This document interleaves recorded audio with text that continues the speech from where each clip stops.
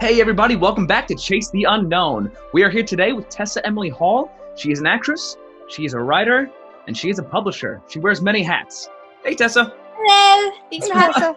So, Tessa, how did you get into writing? Let's start with that question first. Yeah, well, I started writing at a very young age. I was 3 years old when I started dictating stories to my mom. And since I was a kid, I knew that I wanted to be an author. And I just knew, like, I had faith that it would happen someday. And even as a kid, I would beg my mom to publish my books for me because it was just so in me. And I loved writing. I loved creating stories. I loved books. And so at a very young age, God showed me that He wanted me to write inspirational stories for teenagers. He just really laid that on my heart. And I decided at a young age to go ahead and take steps in that direction rather than simply just, writing. I wanted to actually take steps toward publication. And so I was 16 whenever I really got into the publishing industry by going to my first writing conference, and that's where I met my future publisher, and that's when it all began. Oh, wow. Oh, that's really 16 nice. is a young age, yeah. Is there something that marks young prose or young poetry or just young writing, I guess, in general? Not exactly inexperienced, but is there something when you read, you're like, this is somebody young who's writing this? It's crazy because I do work with young writers, and I teach workshops to teen writers, and it's funny how sometimes their writing is even on a greater level than some adults that I know, and I wouldn't even be able to tell that this was written by a teen writer. In fact, I work in the publishing industry as a literary agent, and I've signed on a couple of clients who were in their late teens, just because they are so talented in their writing and so dedicated to the craft, and they are up to date with the publishing industry. Whereas a lot of, some of the older writers might be still in yesterday's publishing industry and writing for yesterday's market. But it's really cool how teen writers today, they are up to date with not only how to write a book, but how to write a book that connects with their target audience for today. And that's something that's, really, really important. But so yeah, it's just amazing how talented that teen writers are. And that's part of the reason why I'm so passionate to work with them. And I do have a online teen mentorship program as well for young writers. So what is it that just really speaks to you about young writers versus older writers? I love that they are so dedicated and passionate about their craft, and they will really create strict goals for themselves, whereas a lot of the older writers and adults, they don't really have that much belief in themselves, and because of that, they think that publishing is this huge impossible feat that people can't really get published these days, or that is a long journey. But teenagers, they have so much life ahead of them that they're willing to go ahead and start that journey, and they're willing to take the steps to better themselves as writers, not just write because they love it, but really learn the craft and really study the craft because they want to grow. They know that they're not at their best. They aren't their best as they could be in the future. They know that they have some area of improvement. So they know that, and so they're willing to devote time to study and to learn. But I know that, seasoned writers, those who maybe have already graduated from college and maybe already have experience with writing, they might not be as invested in growing their craft or even making criticism. So I just love that in teen writers, and I love just that they're willing to set goals for themselves and to make time to reach those goals, to make sacrifices. Like for myself, whenever I was a teenager, since I knew that was something that I wanted to go ahead and get a head start in at a young age, I decided to enroll in an online school so that I could kind of weave creative writing into my schedule. And I even took creative writing class on my online school. And that's how I was able to go to those writing conferences and write my first book. And so that's a sacrifice that I made because I was so serious about the craft and I was just so passionate about writing and, becoming published someday. So yeah, that's what I see in a lot of young writers. And I just love being able to bring that out of them and to witness their transformation as a young writer as well, the way that they just grow over time. And it's really amazing. Awesome. Actually, as a writer yourself, is there a specific process that you use when you write?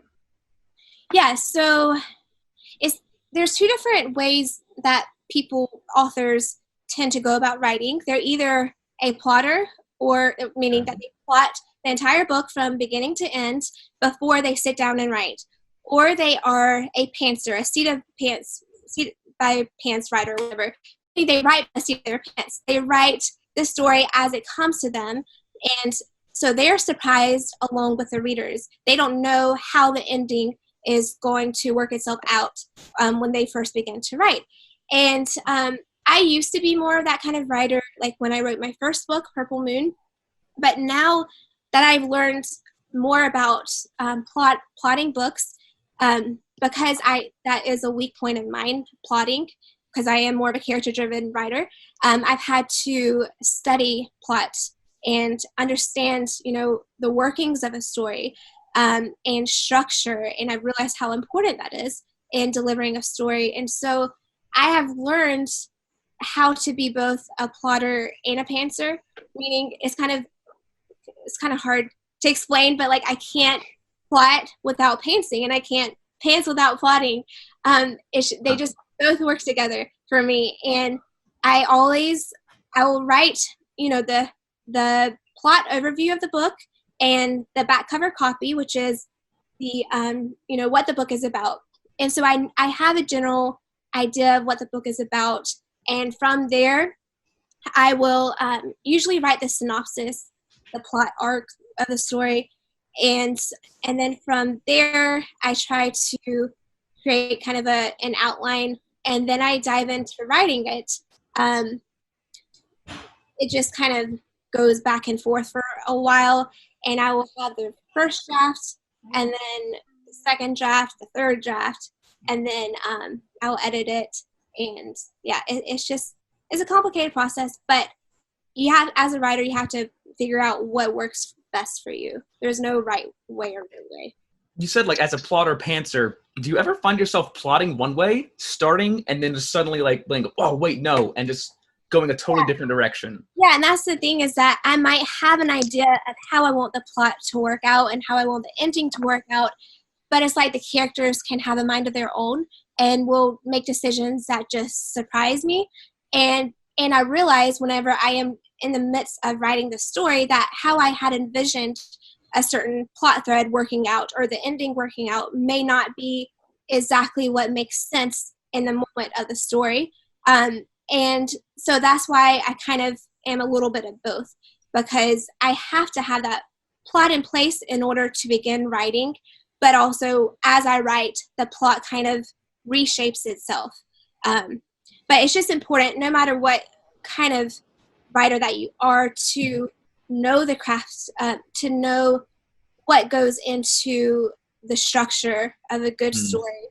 Of course, writing, understand how to write and what makes a good writer and a good book, but understand what makes a good story, because that's really important in order, if you want to sell your books and to keep the attention of your readers. That's really awesome. It sounds like, writing is very much, I guess, a journey of discovery. Yes, definitely. Right. Yeah. I like that. Yeah. Which genre do you enjoy, like, writing or reading more? Is there one specifically over others, or? Yeah, so I write young adult fiction, which is teen fiction, and that is definitely my favorite genre. And so as far as subgenre goes, contemporary fiction is my genre that I write. But I do enjoy reading like dystopian books and some speculative supernatural fiction. And I do, of course, enjoy reading adult fiction as well. But I would say that those are my favorites: contemporary fiction, contemporary romance, speculative, supernatural, and dystopian. Ooh, what's your favorite dystopian? Oh, well, first of all, I fell in love with The Giver by Lewis Lowry when I was in middle school. It's funny because we had to read that in our English class, and I was the only person in my class who liked the book, but I loved it, and I was so surprised that my classmates didn't like it. But anyway, so I love The Giver, and I used to read it every year. But really, I do love The Hunger Games. And I love Divergent series, but I think The Hunger Games is probably my favorite. Okay. The whole series. Yeah. Awesome. Really neat. Someday I might try a hand at writing my own dystopian. Ooh, okay. Maybe. That's my favorite genre, so tell me when you do. Okay. I actually wanted to ask this because it's always been a topic that interests me. As both an actress and a writer, what similarities do you find between the two mediums? Oh, I love that question because I've always said that acting and writing are like cousins. There's so much that as a writer, you kind of have to be a good actor in a way. You have to understand the inner workings of a character and their psychology and how their worldview. And then as an actress, of course, you have to know the same thing. And so it's cool because the more I learn about characterization and writing in deep POV, which is a type of writing when you feel like you're the character, which is how The Hunger Games was written. And that's my preferred style of writing. But as I learn more about that, I take what I learn and apply it to acting. And then the more I learn about acting, I realize there's so much that intersects. And because a lot of, what you're told as an actor, like, know the moment before the scene, what happens. And even just understanding who your character is, the way that they see the world, how that shapes the way that they speak or the way that they hold themselves and their attitude, and all of that is so much the same kind of stuff that we use as a writer as well. And it's cool because I just finished reading some writing craft book for novelists it's by Brandon Collins. It's called Secrets, something like Secrets, character secrets that writer or novelists can learn from actors. And so she basically finds a lot of different acting techniques that writers can borrow from actors. And it's so interesting. And I love that they're so similar because that way, I can both crafts can help me with one another. And it's just a lot of fun too. It's fun. Yeah. I like diving deep into character. One thing I've just to say one thing fast. I've had both creative writing teachers and acting teachers, and I've asked both multiple times each teacher what is the best trait for a writer and what's the best trait for an actor, respectively, and the answer is always honesty. Oh wow. And yeah, makes sense. I just always thought that was really neat, and that's kind of the biggest way I feel like they intersect. But yeah, and being authentic. Yeah, I love it. Really cool. Well, yeah, because when you go into acting, you have to be essentially, if you do method acting, you essentially become this character. Yeah. And you have to have that honesty of the character. And then, but when you're writing, you have to do the same thing because you have to write the character and you have to be as honest as you can with the character. Exactly. Yeah. You have it's a valid answer. It makes sense. Right. And you have to be honest when it comes to the emotions. Like as a writer, you have to portray that genuine emotion that character might feel in that moment and not be overly dramatic.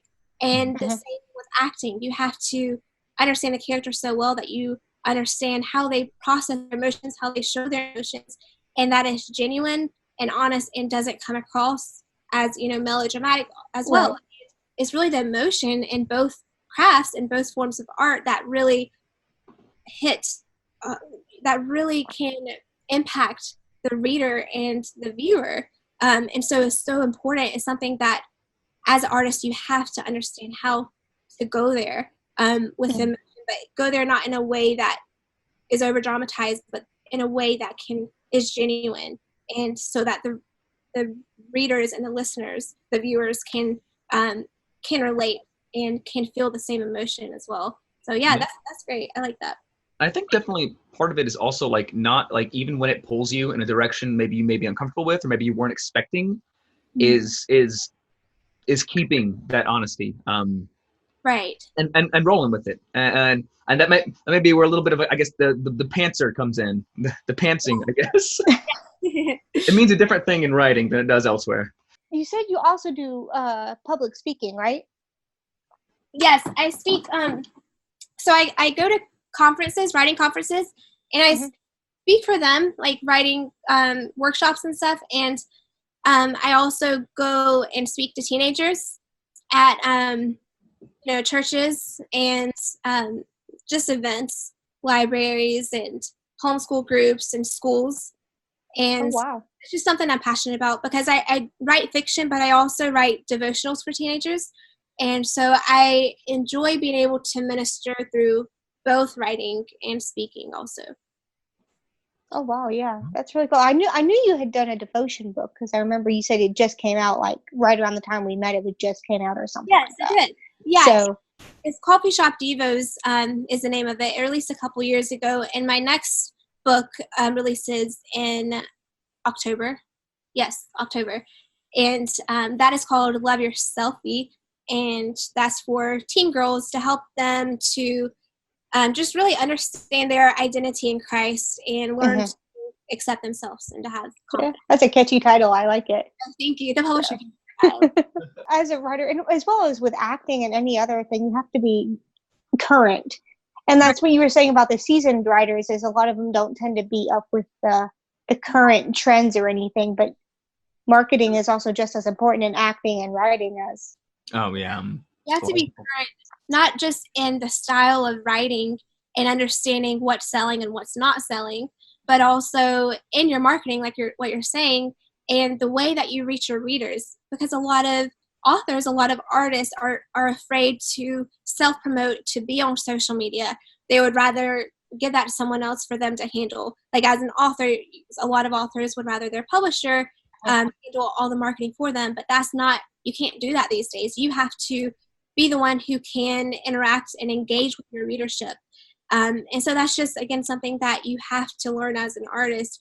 And like what you said, just staying up to date in the current market and how things work.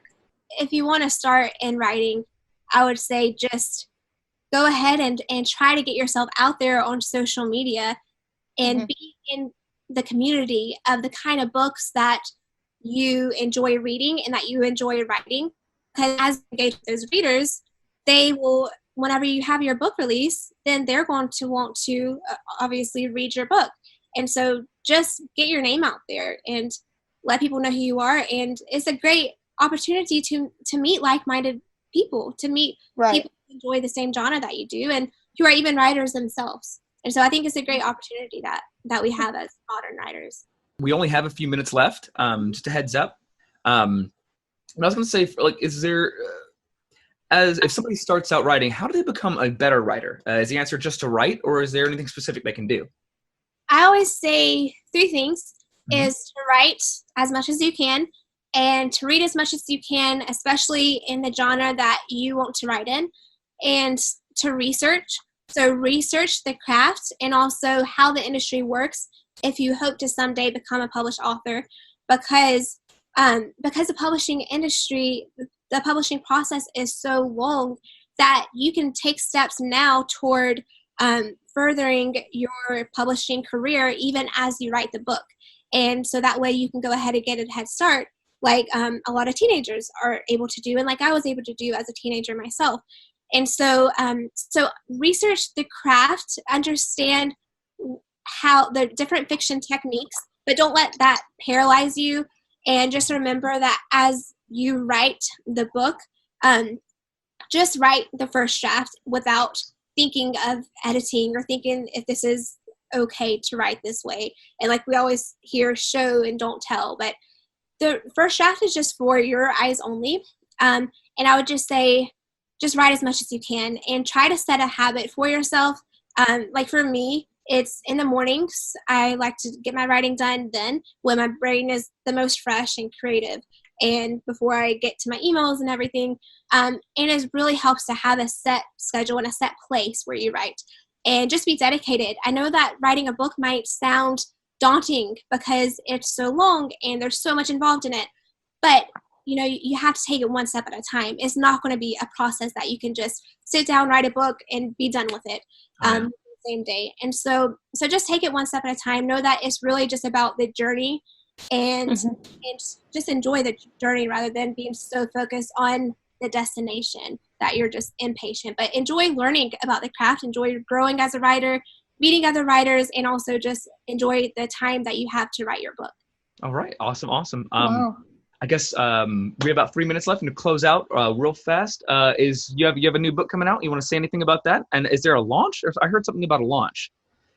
So the launch is Love Your Selfie book, the 52-week devotional journal that releases in October for teen girls, and it's a journey to help them to accept themselves, to embrace their uniqueness, and to also uncover the gifts and talents that God has given them to further the body of Christ, to build his kingdom. And so that releases in October with Ellie Claire, Worthy Inspired Publishing. And right now, I do not have a contract for a fiction book, but I am just finishing my fiction book that I've been working on for a couple of years now. So hopefully I will be able to announce something with that soon. All right. Awesome.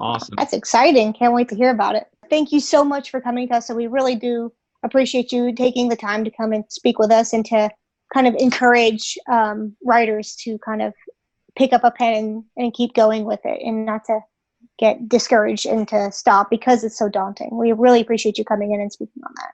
Yeah, thank you so much for having me. I've really enjoyed it. Thank you guys so much for joining us here on another week of Chase the Unknown. We'll be back at you next Wednesday with an all-new episode. Don't forget you can follow us on all social media at Right Time Productions. Also, we have an exciting announcement. We've just launched our brand new website, righttimeproductions.org. Make sure you go check it out. Until next Wednesday, make sure to chase your unknown.